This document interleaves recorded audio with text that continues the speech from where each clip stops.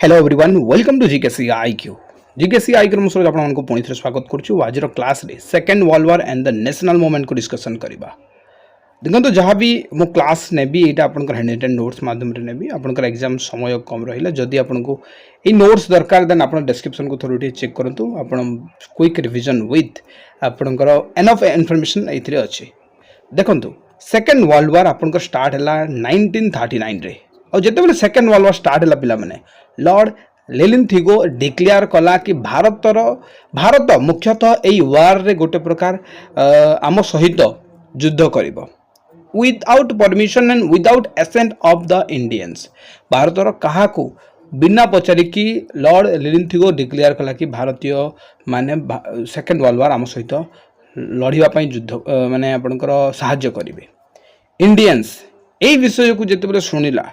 तो गोटे प्रकार माने एक तो ये लगे कि बिना परमिशन रे सेमती डिक्लेयर करवा ठीक नुहे सेकेंड कि से माने सब बेले चाहूले फुल इंडिपेंडेंस या अगर गोटे इनसीडेंट आपंकर 1999 रे होता राउलात एक्ट ये राउलात एक्ट कहीं 1914 रे जिते आपंकर फास्ट वर्ल्ड वार है या ये युद्ध करने इंग्रेज माने भारतीय को रिक्वेस्ट करते जदि आप आम सहित युद्ध कर लगे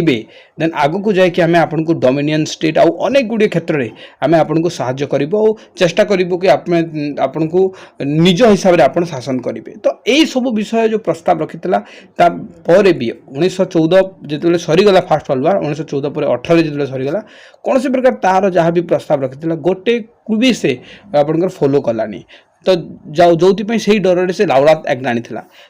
कहीं ना कहीं भयटा आपंकर लोकों भितर थिला सेकेंड वर्ल्ड वार आसला पर भी लोके भावुले कि यार जदि आमको यही वार दि जाऊँगी then it is not possible कि से माने पुणी जोटा आमको कहे कि यहीटा आम फुलफिल करदेबू तो सेटा करेंगे बोली कि न करेंगे किसी ग्यारंटी नहीं तार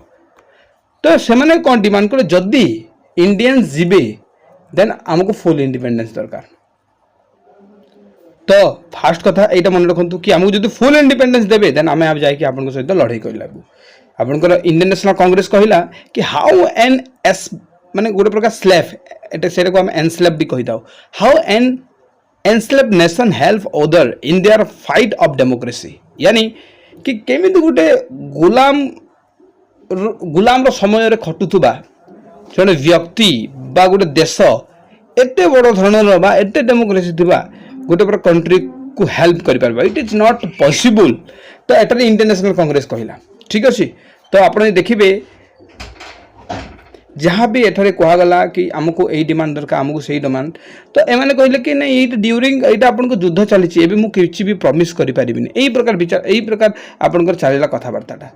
तो आम सेकेंड वर्ल्ड वार आउ नेशनल मूवमेंट में कौन देखिले जे लेनिन-थिगो कौन कला डिक्लेयर कला कि भारतीय माने आम सहित अच्छा जोटा कि भारतीय माने यहाँ रिटर्न करदे नो आम कौन से प्रकार ना जदि आम ठीक अच्छे जदि आमको दरकार आप आमको नेबाक चाहते देन आमको फुल इंडिपेंडेंस दिंतु किंतु यही कथा को लॉर्ड लेनिन-थिगो से कहला कि एबे तो युद्ध चली युद्ध पर जाकि जहाँ कथा हेबा एबे आम सहित युद्ध करंतु तो एमाने कहले नो नो नो नो जड़े स्लेव जड़े गुलाम देश केमती जड़े गोटे डेमोक्रेटिक कंट्री सहित साहाय्य करें युद्ध बोल कि इंडियन नेशनल कांग्रेस तार क्वेश्चन रखी एबे देखिबा पे डिमांड फॉर पाकिस्तान जोटा कि समस्त इंटरेस्टिंग टॉपिकटा देखो पाकिस्तान जो डिमांड थिला यहाँ आज गोटे दिन कथा नुहे यहाँ बहुत दिन चली आसी पे आउ जो मैंने भी व्हाट्सएप यूनिवर्सिटी किसी पढ़ी आसी आप ध्यान देवे आप गोटे एजुकेटेड भाया जिन पाठटा पढ़ु मोर रिक्वेस्ट करी कारण WhatsApp university is different that is completely आपण कहि परिबे डिपेंड ओपन पॉलिटिकल प्रोपेगेंडा आ पाठ जोटा मु पढ़ाऊँ सेटा होची आपनकर आपन को गोटे प्रकार मु गोटे लेवल को पहुँचेवाई आ पॉलिटिकली जोटा करा होची पांचटा लेवल को खसेवाई से माने आपन को व्हाट्सएप यूनिवर्सिटी गलत इनफॉरमेशन गलत जिनस पढ़ा जाए तो आप ध्यान देखिए पढ़ु केमी पाकिस्तान होती आम जो रेस्पॉन्सिबल अन्य व्यक्ति को कहीदे सेटा किसी आपंकर सेमती नाला तो जोटा कि आप या टॉपिक पर जानीजे देखो 1930 मसीह मोहम्मद इकबाल कहला कि फ्रंटियर प्रोविंस बलुचिस्तान सिंध आउ काश्मीर यहीटा आपंकर सेपरेट मुस्लिम स्टेट हवा कथा डेट देखो 1930 तापर या एमाने गोटे वक्तव्य रखिले कि गोटे सेपरेट मुस्लिम मान गोटे प्रोविंस रो 1933 मसीहा को जिते आसवे चौधरी रहमत अली आसला ये कहला कि पूरा टर्म यूज कला पाकिस्तान रो कि माने पाकिस्तान नारे सब मुसलमान को लेकिन गोटे देश तैयारी हेबा कथा क्वेश्चन पचार पिला माने चौधरी रहमत अली ठीक अच्छे किंतु यही सबको जे प्रैक्टिकल कला से हूँ मोहम्मद अली जिन्ना मोहम्मद अली जिन्ना जे कि प्रैक्टिकली गला माने मुस्लिम लीग शुणु मुस्लिम मानक सेपरेट जो कंट्री पूरा डिमांड कला से डिमांड सहित से फुलफिल कला हूँ किए मोहम्मद अली जिन्ना पिला माने मने पकांतु मुस्लिम लीग फास्ट आपन गोटे प्रपोजल पास करतिला मुस्लिम लीग केबे हैला पिला माने 1906 मसिया रे ए 1906 मसिया रु ही मुसलमान माने निजको अलग भाबुतले आपण कहते कि महात्मा गांधी ये करदेले आपण कहते कि सरदार जहाँ भी अन्य व्यक्ति 1906 नुहे 1905 पार्टीशन ऑफ बेंगल मन पकातु इंग्रेज मान कौन चाहूले भारत और पाकिस्तान सब माने मुस्लिम और हिंदू सब अलग रुए तापर आपंकर बड़ बड़ इनसीडेंट आसला सबुठ बड़ इनसीडेंट है डिमांड फॉर पाकिस्तान ये देखो प्रथम 1930 जन तार टर्म यूज कला 1933 फाइनाली मोहम्मद अली जिन्ना तो से मुस्लिम लीग हेड थिला सी पास फाइनाली कला कि पाकिस्तान पे सेपरेट कौन बिलु पाकिस्तान पे मुस्लिम लीग सॉरी पाकिस्तान गोटे सेपरेट कंट्री हो जोटा कि खाली मुसलमान मानक पई तो फाइनाली एमाने कौन कले मुस्लिम लीग थ्रू रु प्रपोजल को पास करदेले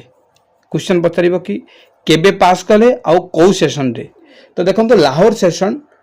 1940 मसीह एमाने डिमांड कले माने प्रपोजल पास कले कि सेपरेट पाकिस्तान आमको सेपरेट पाकिस्तान दरकार किछि भी हो जाओ तो आमे देखिबा जिन्ना टू नेशन थ्योरी देथिला तो ये आपन एग्जाम इंपोर्टेंट नुहे तेणुक मुझे स्किप करदेली चलो जो टू नेशन थ्योरी जो देथिला दुईटा देश जो पाकिस्तान और इंडिया यहीटा से स्टार्टिंग रू भाभी आसी आपणकर आज नुहे देन 1943 मसीहा समय जो आसला पिला माने आपण এইটা को आम जो बेसी डेप्थ जीवा ना आप पाकिस्तान कौन ये अली जिन्ना ये मुस्लिम लोग को ना आप माने जोता खोलिकी बाढ़ेबे पूरा माने 1943 मसीह डिसेम्बर कौन है कराची सेशन बसला आप मुस्लिम लीग गोटे गोटे पॉलिसी आने कौन जानते डिवाइड एंड रूल आईथे कौन कहगला कि जदि न मानुछंती लोके तो तांको मारिकी तांको दमन करिकी तांको माने कौन गोटे प्रकार आप कहींपारे गोटे प्रकार डिवाइड आउ रूल मतलब कौन कि आपण हत्या करिकी हत्या हत्या हत्या करिकी आप निजर रूल एस्टाब्लिश करने चाहते से जिन हूँ आपंकर कराची सेशन डिस्कसन कराला मुस्लिम लीग जे जदि भारत न मानुची देन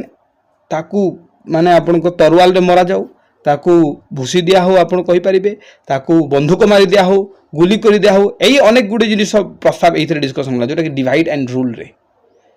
कि माने कौन गोटे प्रकार कि गोटे प्रकार आप कहींपारे कि एठारे दमन करने एमाने जन को मारिबा रूल बनईदे कि तुम मार पीट जहाँ कर किंतु रूल करवा जरूरी सेपरेट पाकिस्तान हवा जरूरी केते मसीहा 1943 मसीहा तो धीरे धीरे जिते बेले एमाने जानुचंती कि भारत पाकिस्तान भारत स्वाधीन मे भी मिल जाए पारे सेटा तो 1943 पर्यंत डिसाइड न होइतला किंतु एमाने चाहूले कि निजर सेपरेट पाकिस्तान हवा जरूरी एबे देखिबा अगस्त ऑफर आपने देखिए यार जो डेट रोचे अगस्त 8 1940 आसाला आ इंडियन नेशनल कांग्रेस सबले चाहूला कि